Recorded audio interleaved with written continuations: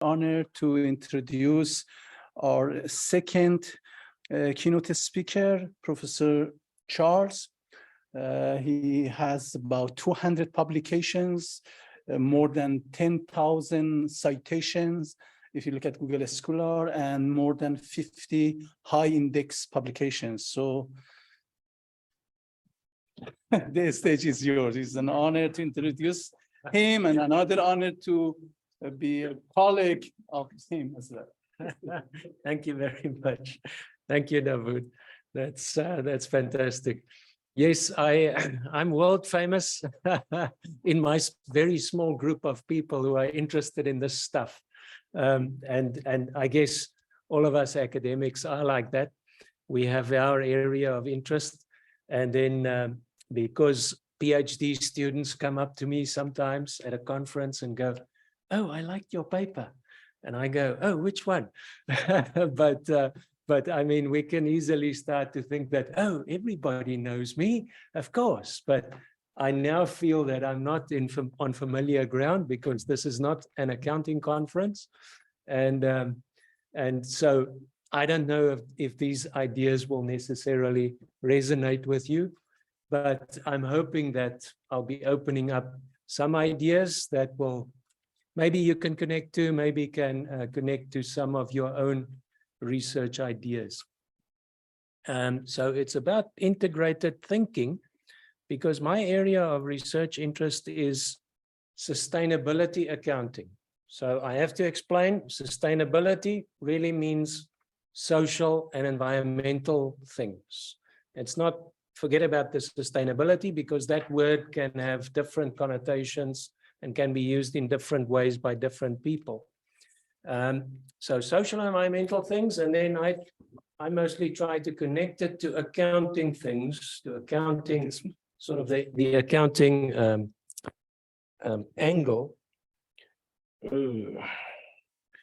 like this, and then it's like getting somebody to put your bow tie on for you. Thank you, Dawood. Thank you. So yes, accounting is, to my mind, I try to think about reporting, the things that companies and organizations disclose about social and environmental things. Also the internal accounting, the way that information is collected and used inside organizations for decision making.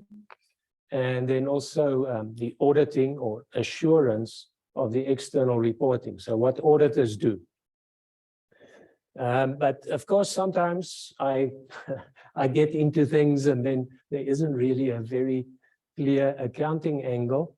And then sometimes some of my papers stray into the management area. With integrated thinking, it is sort of a management type of idea. It's something I think close to maybe culture. And maybe it'll connect to some of the other concepts that you regularly deal with. So first of all, the reason I thought that integrated thinking has something to do maybe with organizational resilience is this book chapter that I did with a, well, she was a PhD student, but she is also a colleague and probably a friend now. And she has just finished a PhD, and her whole PhD was about integrated thinking. This chapter was actually based on a master's thesis. So that obviously went before the PhD. And basically, this chapter shows that companies that apply integrated thinking, it can help them to deal with a crisis.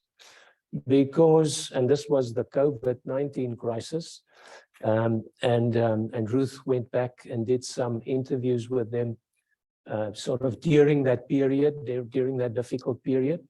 And it became clear that they kept their eyes on the ball. They kept in mind the long-term strategy that they were after, even though the world was shifting under our feet at that time.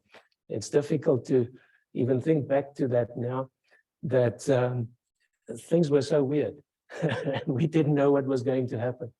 I also just read there's a Jodi Picoult novel that deals with the crisis, and I just read that, and just, you know, the references of the things that happened and the things that doctors had to deal with, but of course, all of us had to deal with, was absolutely incredible. So this organization, they seem to be able to forget about all those other things. Yes, of course, we have to deal with these things, but this is where we want to end up, and they kept their eyes on the ball in that way. So basically, organizational resilience. So I guess I have to say what integrated thinking is.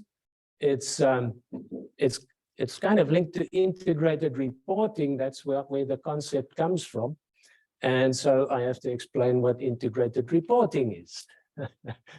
So traditional accounting is kind of a history lesson. The way that we report company information tells you about what happened in the past. It doesn't really tell you about what the company plans to do, how they plan to make money in the future.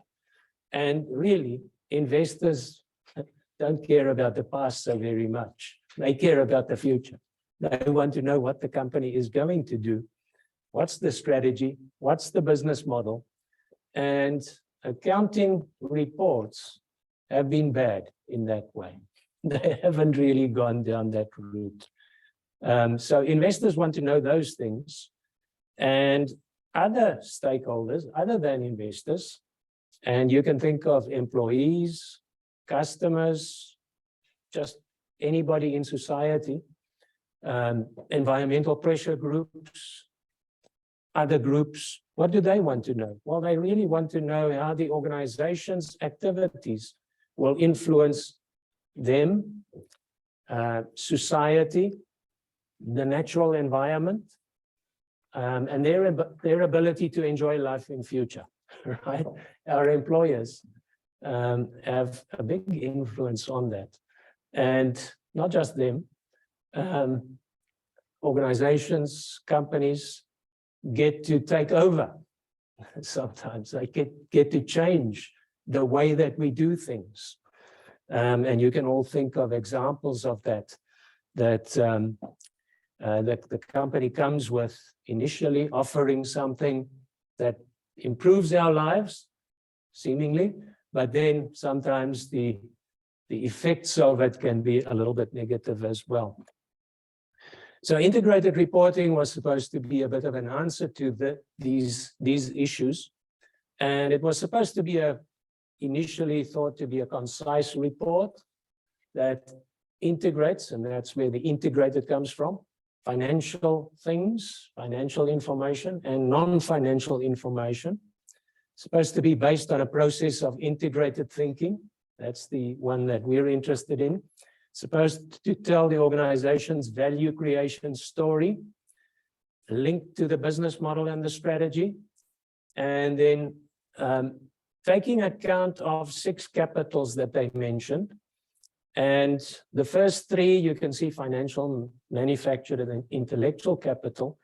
These are the normal things we would expect to see on a company's balance sheet, but then also other things: human capital, social and relationship capital, and natural capital, or the natural environment.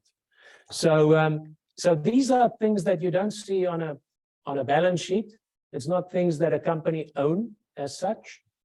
But of course, we know that a lot of the value that is created by companies and I guess other organizations relates to this sort of relationship idea. The idea that it's not about, you can't control things really. So the value that you create, your abilities, is linked to the ability to work with other people. You know other people, and you are willing to work with them, and they are willing to work with you. These relationships are what makes organizations, what makes companies work.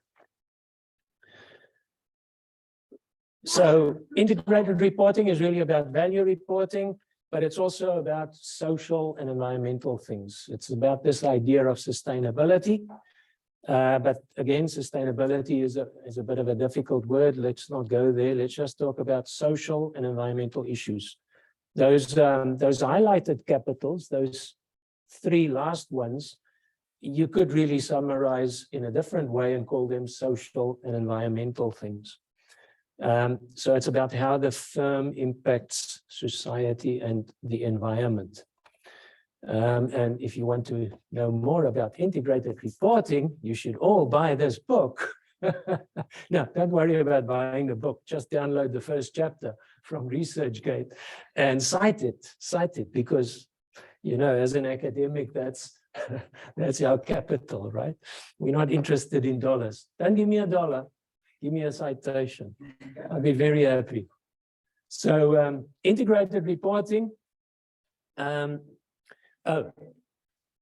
This in this slide, I'm just trying to say again that integrated thinking, I haven't said what integrated thinking is yet.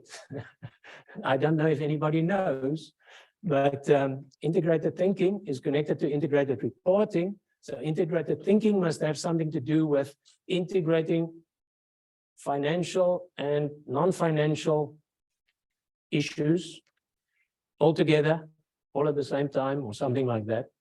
But just to say that integrated thinking is still important.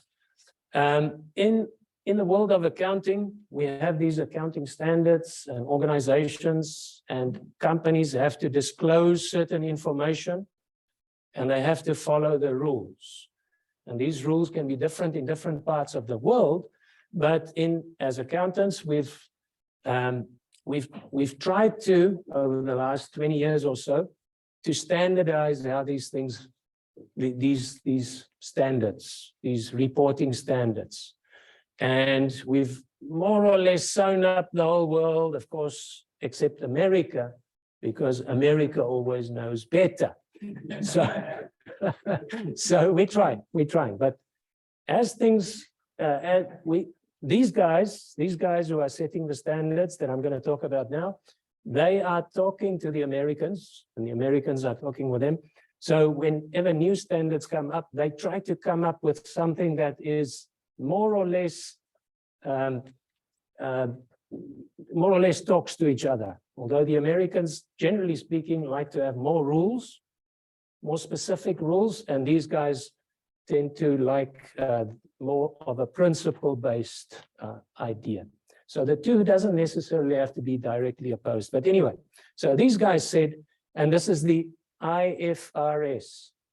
Sorry, apologies to all the non-accountants, but the IFRS are the guys who set the standards.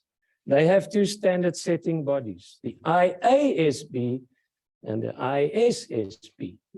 The IASB, the first one, sets what they call the accounting reporting standards, but actually it's the financial standard. And the other one is the S stands for sustainability. So they set the social and environmental disclosure rules. Anyway, both of them together, the heads of these two bodies, said integrated reporting drives high quality corporate reporting. And we strongly encourage continued use of integrated reporting and the integrated reporting, the integrated thinking principles that underlie it. So as an accountant, I'm absolutely convinced that the whole world knows about integrated thinking and think it's brilliant and the best thing out since sliced bread. But let's get back to what is integrated thinking really. Is it maybe to think about everything all together, all of the time, in decision-making, and it needs to be, the decision-making needs to be to the benefit of everyone, not just the investors, but everyone in society. This almost sounds like, wasn't there a Netflix series with all about everything, all of the time, all at the same time?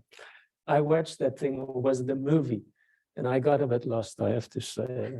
They were jumping in time and they were doing all sorts of funny things. But anyway, this definition of what integrated thinking is may not be that useful because it's a bit general And in a way, it just sounds like, just use your common sense and manage properly. So I think we need to do a bit better than that. I didn't know what integrated thinking was. I didn't know where to start, but I had this PhD student, Ruth Dimes, who came along, and she just went away. We had a few discussions, and I sort of said, this is what you may want to do. But anyway, she ran and she came up with things. So I'm going to now tell you what she came up with, because it's brilliant. It's incredible. She said, well, why don't we look at what has been written? You know, we need to ask the experts, right? What is integrated thinking? If we want to know this nebulous concept, ask the experts. Who are the experts? They're the guys who've published refereed articles on integrated thinking. Stands to reason, right? Us academics, we're the brilliant ones. So why don't we look at all the articles that have been published on integrated thinking, all the ones that were based on empirical evidence. So they've done case studies or whatever in companies, and they've written what they think integrated thinking is. So if we can analyze all of that, then we can know what integrated thinking is, according to all these different people. So she tried to do that, but of course, these guys write a little bit about that, and they go into that, and these guys write here, and they go into that. So somehow you have to bring all of those ideas together, but she could do it. So she did this literature review, and she found 32 different things that it could be, and then combined it into about 17 things, and then combined those 17 into 4 again. And this is what she came up with. So the board and the CEO needs to drive integrated thinking adoption. These are, according to Ruth, and now according to me as well, the hallmarks of integrated thinking. So this is what you see in companies that have integrated thinking. The board and the CEO is driving the process. Then there's this idea of these 3 different ideas, and in the middle it's integrated thinking. So it's integrated strategy, culture of trust and collaboration, and integrated intelligence. And now you're going to ask me what all those things mean. So I've got this slide, and the columns are the 4 different hallmarks. So the first column is the board and CEO drives integrated adoption. And there's a little bit of a description of what that means. That's not too difficult to figure out. The second one is integrated strategy. And if you look at that definition there, it's about talking to all the different stakeholders and figuring out what they want, and then somehow figuring out what the trade-offs are that is needed in order to make it all work together. So it's kind of this French idea of, or European idea, maybe I could even say, of companies are there for the benefit of all. They're not just there for investors. In the English-speaking world, we've gone down that track quite a lot. In the US and in the UK, and of course, therefore also in New Zealand and Australia probably, that the investors are the only ones that really count. And we tolerate and we manage the others. But you can see that the idea here is not to manage them, try to make them go away.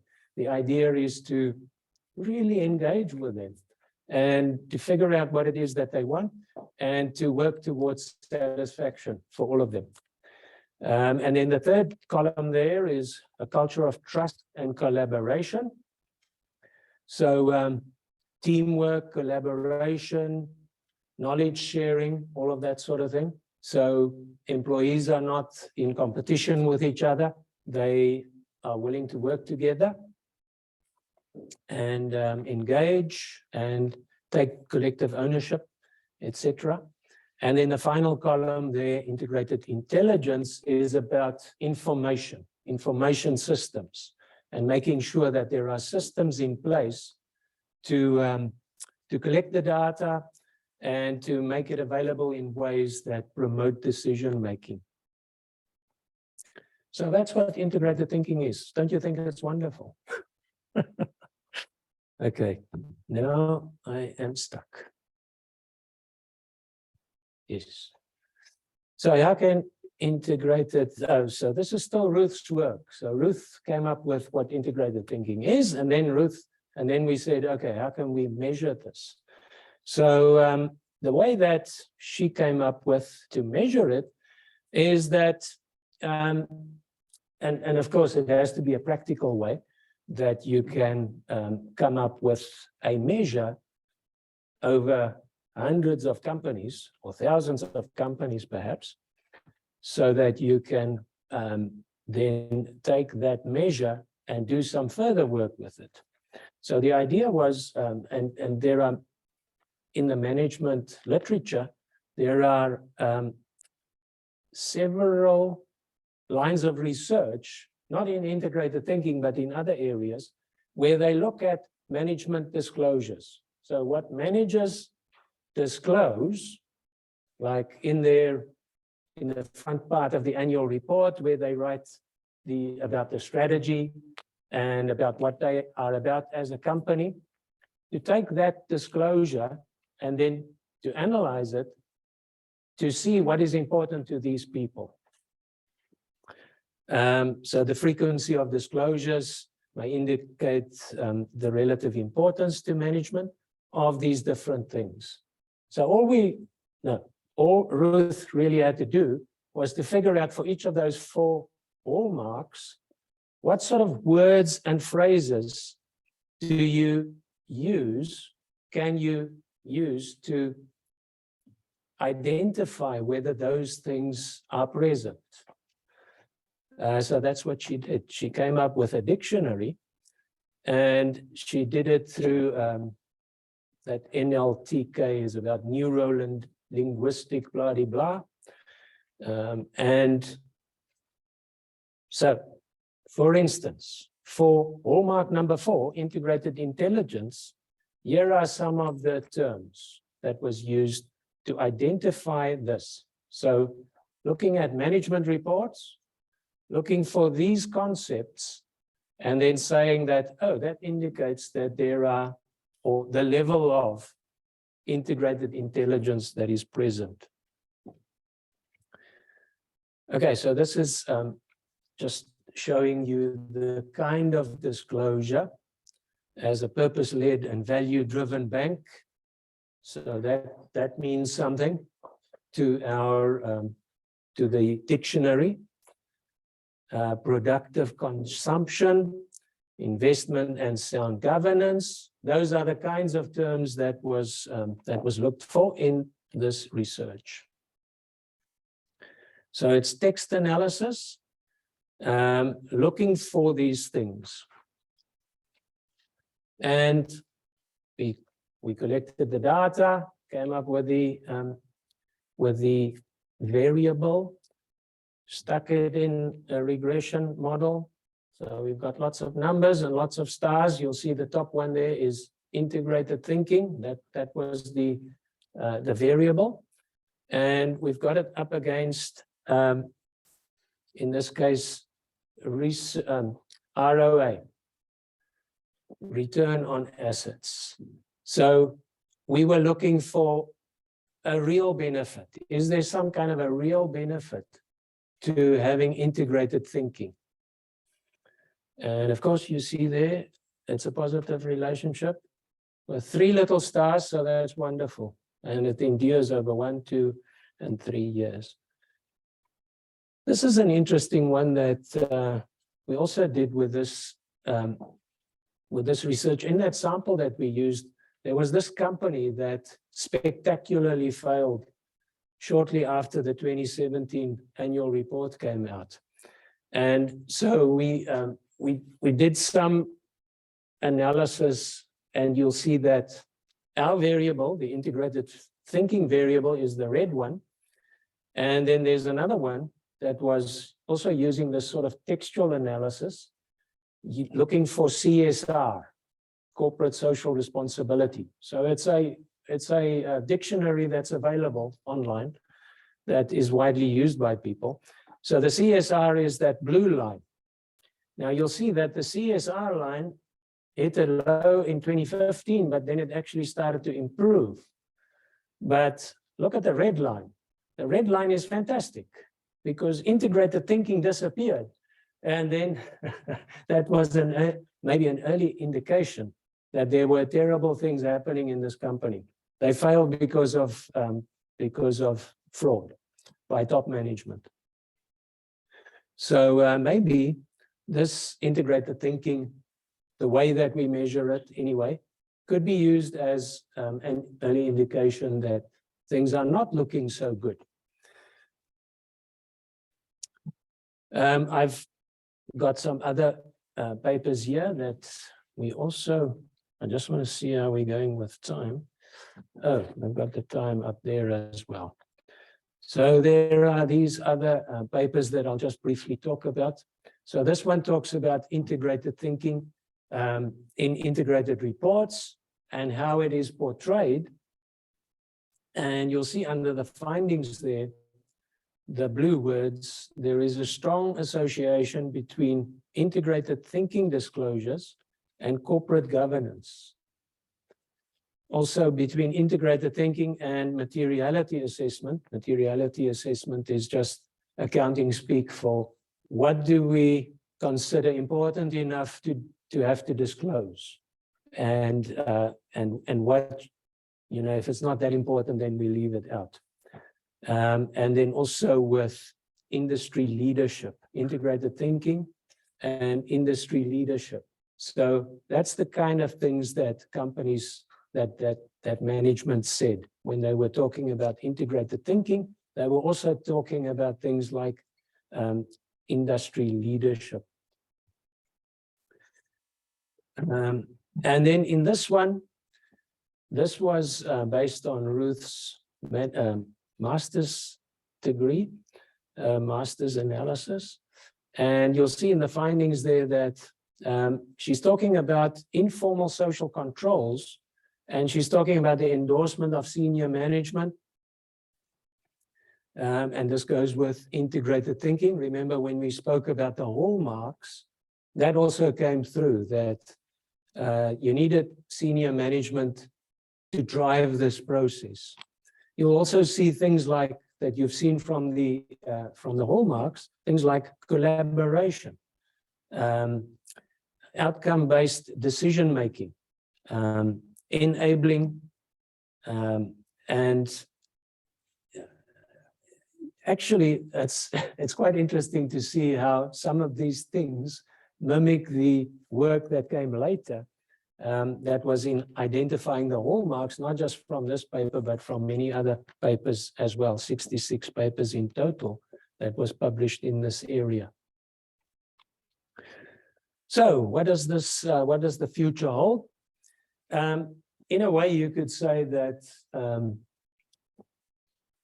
things have changed in society, the way that we, what we say that is important to us, what we value as a society has changed. There's more demands on business. It's not just about making money. It's also about societal needs. It's also about the employment environment. It's also about how they influence the natural environment, social and environmental things, generally speaking, the impact of business on society. And this requires a new way to think about things, a new way possibly to manage things, to ensure that there's balance in all of that. And integrated thinking may be the answer. There's also a new focus on social and environmental issues. There's this change in attitude from everybody involved with companies. And there's a change in what businesses and organizations are held accountable for. There's also this change in disclosure practice. Companies and organizations are disclosing more and more on these social and environmental things. And this may require a new way to manage. So maybe integrated thinking is a way to think about this. Integrated thinking could help identify issues and concerns, could help focus management on strategic issues, could help manage crises. So maybe you could say it could help to enhance organizational resilience. And for the researchers among us here, there could be opportunities in integrated thinking. I won't go into trying to identify all the different ones, but I think the opportunity is because of integrated thinking's link to this rebalancing of what people want and what people value in society. And maybe also this link to organizational resilience. So those are my thoughts. And I hope there are people who have some of their own thoughts on this. Thank you very much. Question. Yes, please. Thanks a lot. Very insightful. The problem I see is that at least under Australian corporation law, directors are solely responsible to shareholders in terms of maximizing their return. If you start to balance things more, at least highlight that returns will not be as high as they could be otherwise. How does that fit into the landscape of thinking within the business world? Yes. I don't know that much about Australian law, but in New Zealand, the legislation says that it must be to the benefit of the company, and it doesn't say to the benefit of the shareholders. So of course you could interpret that as it has to be to the benefit of the shareholders, but there's some argument over that. What is to the benefit of the shareholders? What is to the benefit of the company? And I've heard people argue that it's about to the benefit of the company in the long run. So that's what I would say, but I don't know. Well, as I said earlier, I'm not from the business community. It's just that in my research work within health, one of the issues you see very clearly in terms of health insurance companies in the aged care sector, it's all about profit maximization. And it boils down to the quality of service being driven down to the minimum still acceptable, which is sort of contrary to your exploration of that there needs to be a sustainable and a balanced view of activity. And under Australian corporations law, as far as I have been told by people from the business community, it's responsibility to the shareholder, not the company. But I might be wrong, so yes. I take your point. Yes. No, I mean, if it suits you, of course, then that's the line you would be trotting out. So it doesn't suit me at all because I'm a consumer. And it's difficult to argue with that, because even if it says to the benefit of the company, then they would argue ultimately that means the investor, because that's what the company is. But yes, you could have this idea in mind that no, the company is actually there for a social good. There must be a social good. Otherwise, why would we allow companies to exist? It's called neoliberalism. Yes. No, I know some of this is a bit, how can I put it, aspirational. Yes.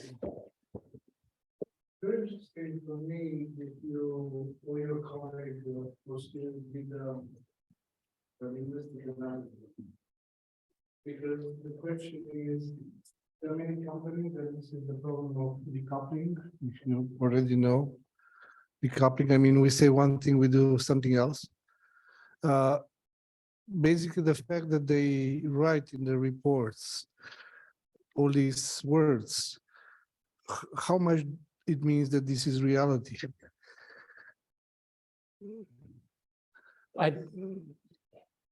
Quite right. There's a measurement issue, right? There's a measurement issue. We don't know that that's an accurate reflection. But of course, if I have to defend my paper, then I would say, oh, but all these other management scholars do it this way. And look at our results as well. But yes, you can never know that the way that you measure is perfect. Well, it can never be perfect anyway. Because in fact, you don't prove really the existing of integrated thinking in these companies. You're proving the existing of a narrative of integrated thinking in the reports. Yes, and that's due to some reviewer feedback. That's why we did that little exercise with a company that failed.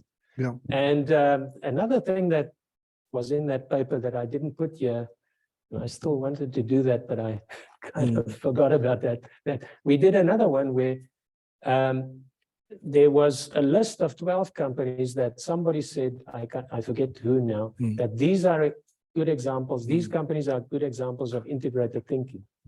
And we then matched them with their peers, same countries, same industry, that sort of thing, more or less the same size. And we did that exercise on both of them, and we got a good result. Our measure did show that the ones that people said was good integrated thinkers, they had a higher measure on that. But of course, even that is not a perfect thing, because it could be that some of these ones that are said to be integrated thinkers are not really. And it could also, of course, the matched sample can't be clean either, because some of them could be very good integrated thinkers. Anyway. If I can do also some suggestions how we can continue, I think there's a lot of place now, especially because most of these publications now are very powerfully driven, in my opinion, by some kind of ideological forces. If you adopt really a critical perspective. And one option to adopt this critical perspective is to attack the definition of measurement of sustainable development pillars. Because if you really look into what economic, social, and environmental issues mean, there are no clear definition, there are no clear indicators. United Nations worked like in a project for like 6-7 years, and they come up with like 260 indicators, but which are absolutely laughable in terms of definition. They define biodiversity by the species that are useful to the human society, which is absolutely strange. I mean, biodiversity is not what is useful for us. And this is something that nobody really is talking about. We talk a lot about sustainable development and the 3 pillars, and we don't know that nobody's really measuring them.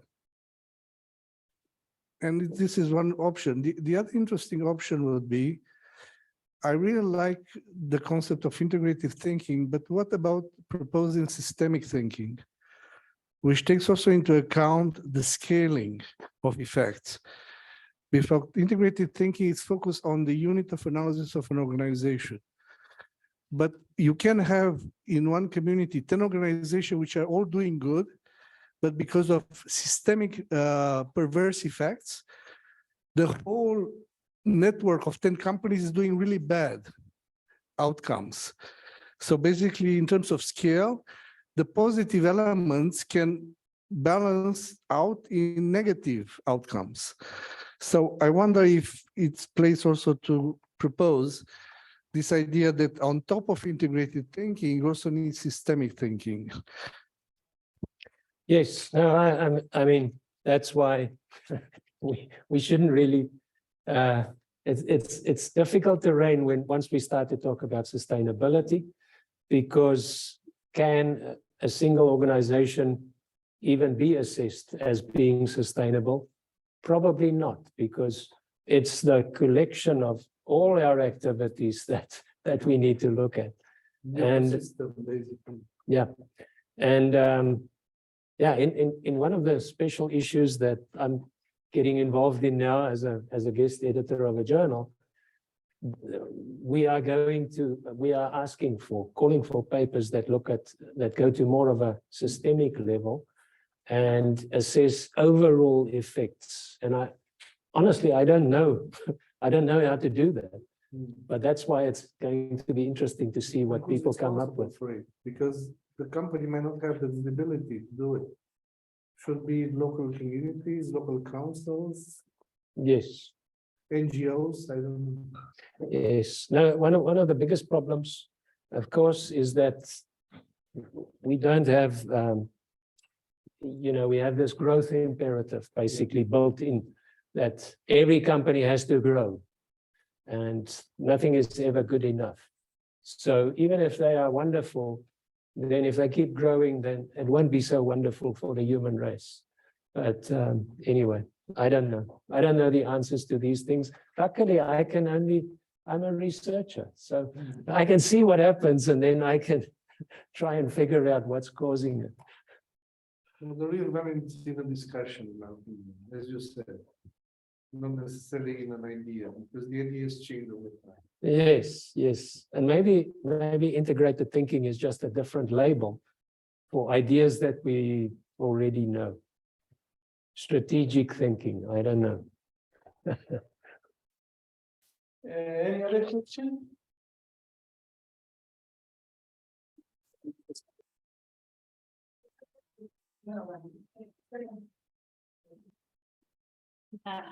Thank you.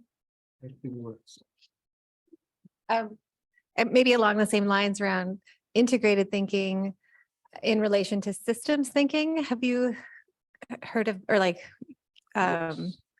use that term, or where does that kind of come into your work? Yes, I mean, I guess we were interested in integrated thinking because of its link to accounting concepts. Yeah. And that's where we come from. But yeah, I understand that integrated thinking is probably just a different name for, I don't know, other things. But Yeah. maybe we could try and see what the similarities are. Yeah, that's because in my community, that's what's really neat about this forum is that we're all from different disciplines. And I look at the capitals a little bit, but probably in a really different way. And so it's just really exciting that there might be a crossover where I could use or learn more about how the work that I do could maybe show cost analysis that would make, just be more like to show that it's good to look at the environment or social issues or that it's productive, I guess. Oh, no, I mean, this would be fantastic. So, Yeah. I mean, if you want to send me an email and we could explore ideas, but it makes me think of a student's work, a different student now, who did something on, so in accounting, we have this idea of management control systems. Okay. So basically everything you do in management, we call it management control systems because you measure it and then you use it in different ways, etc. But exploring how integrated thinking, the similarities between integrated thinking and some of those management control systems. And yeah, that's led to an interesting paper. That's sort of in draft form at the moment. So it's sitting there waiting. But yes, systems thinking could be very interesting. Yeah. But aren't you really talking about the from the previous point that if ever growing growth and exponential growth falls always flat, because there comes a point where it can't exponentially grow anymore. Sustainability is really, in a way, a term to say if we can't grow forever, where is the point of sort of an equilibrium to stay at? But that equilibrium is not articulated in any form of discourse publicly. And is this an opportunity from these kind of diverse perspectives to come up and try to create a public narrative about what we mean by having a productive but sustainable society? Because the way we are going now, in 50 years' time, we probably won't come to Auckland anymore, because it's all underwater, like Sydney, like any other place. So is there a greater responsibility than simply saying, oh, company, and see whether they're sustainable or not, or behaving socially responsible or not? Is there more to it? Yes, we have we have the problem of the commons, and so a lot of heads are going up and down. So you guys have studied a bit of ethics, and this is one of the age-old conundrums, that there are incentives for individuals and individual organizations to do certain things, but it's not it doesn't work for us as a collective, and we don't have any mechanism to police that. But it's ideology in the end. I think you made the point earlier. If you want to look at somebody to look into these practices, there's the guy in the United States, Daniel Schmachtenberger, who is really looking into how we can build a more sustainable society for the future. The reality is that he's talking so much that you get to this that can never be done.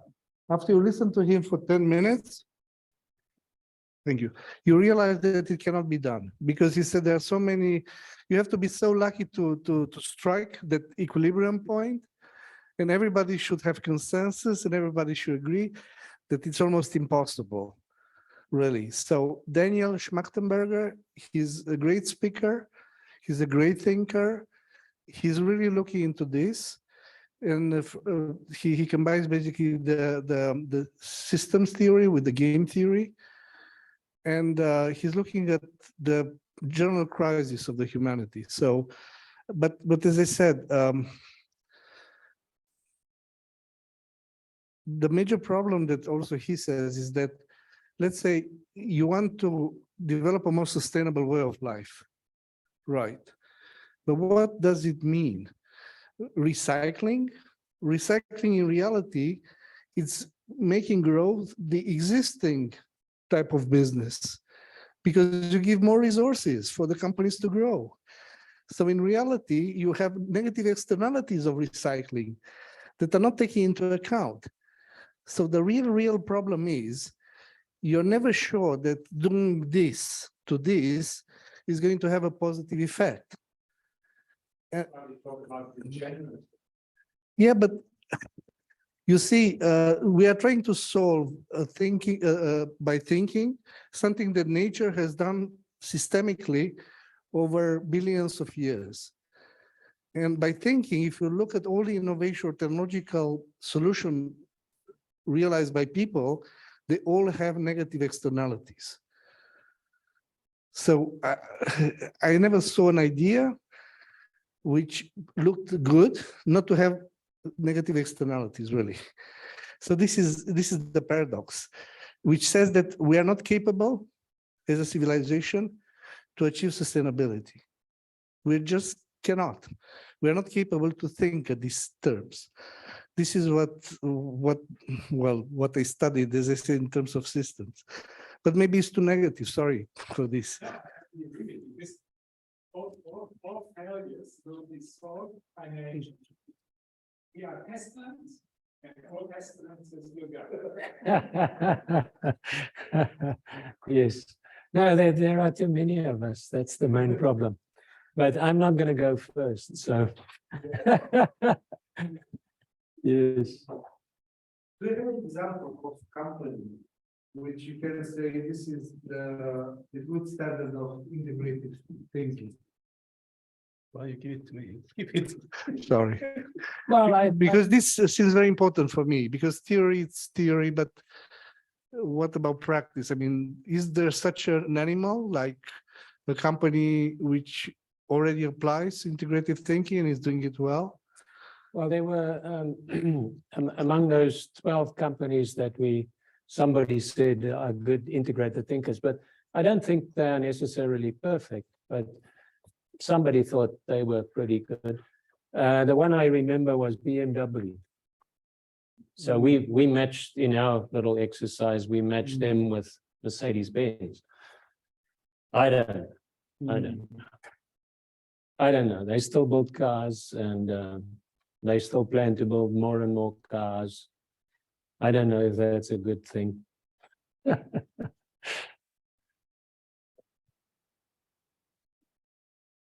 Thank you. Any other question here?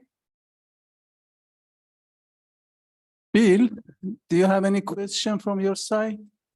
Let me see. Does anybody who's in the virtual group have a question? If you have, you can just, it might be best you put it in the chat. Let me see if there are any questions there. Does We anybody have have a about question? 4 or 5 minutes left. You can read if there is a question for us, please. No, I don't think there are any questions here. I mean, I might ask a question. Oh, yeah, no, they just say no Sure. question.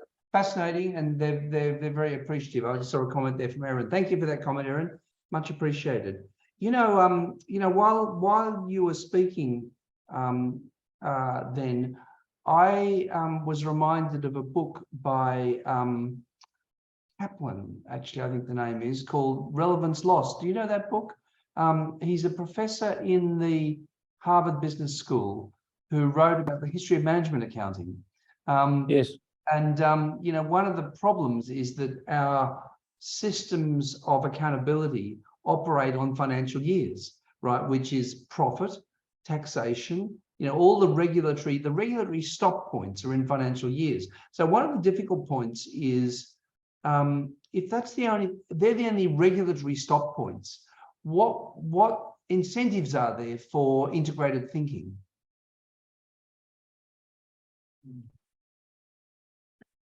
I think the incentive is that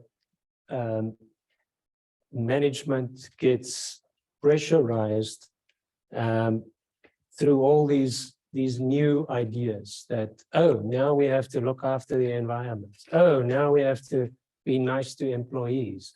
All these kinds of things that they don't quite know how to deal with it, and they don't know how to balance this because they still think, like you said, in the old sort of linear way that, oh, if I make it nicer for employees, then I'm going to make less money, right? Because I can only do that by giving them an extra day of leave, and then I'm going to have to pay for that extra day of leave, etc. But it could be that there are good outcomes from treating employees nicely. That it could just be that they are more engaged and more interested in work and more interested in doing the right thing. So I don't know, maybe integrated thinking is a way to just come at business decision-making from a different angle. I don't know. Great. Thanks. I hope there'll be companies who will be taking on that challenge. You have to say it's a good marketing tool. Yeah, look, I don't do any of that sort of I don't do any of that sort of consulting work, so it doesn't matter to me either way. I'll probably be writing a paper on why did integrated thinking never get taken on by people. But that's an important question to ask, because I think that relates much broader to the thing why are all the good ideas about keeping the planet alive are not addressed. You don't understand that we can't find an English one to make a reference. Yes. So go ahead and send me a copy. I hope that's a few years into the future still. Okay, yesterday. Okay. I think we are there. Thank you very much once again. Thank And you very thanks- much. Thank you, everybody. Much appreciated. Thanks for all the discussion as well. Wonderful. And just a reminder, everybody, that we have the discussion that'll go on with the recording when we upload it onto the conference website. So goodbye, everybody. Thanks very much for being there. Thank you. Thank you.